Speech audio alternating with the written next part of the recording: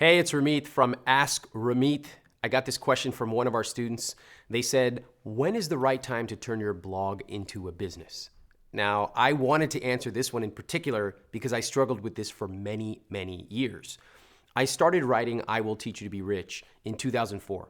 I was a college kid. I had no idea how to even set up a blog, do archives, do design, none of that. And the one thing I said was, I don't want to sell anything. I just want to write great stuff.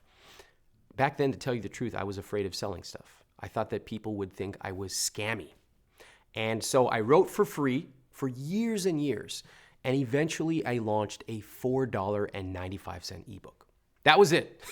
Less than $5 and I was petrified. Take a look at the sales page.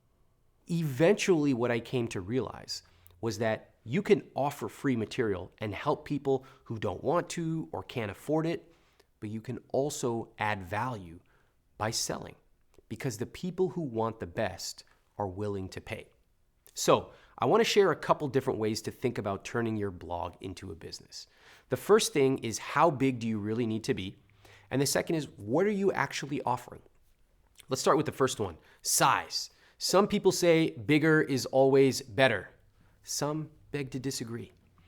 When I say how big is your business, I don't mean you need 1 million subscribers. One of our students, Mateo, launched an app to a small list of 600 people, and he generated $1,000 in just a few days. That's a pretty small list, and that's a decent amount of revenue when you're getting started.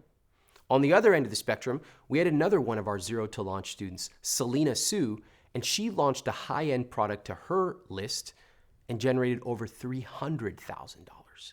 So you don't necessarily need a huge list. You do need to know what you're offering them. And that's the second thing I want to talk about. Have you spent the time to research what it is people actually want?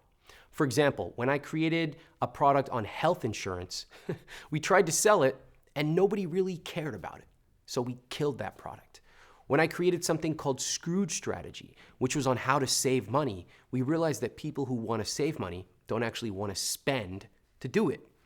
But then we created products around starting a business. We created products around negotiating your salary and freelancing and all kinds of stuff. And that's when people were delighted to pay.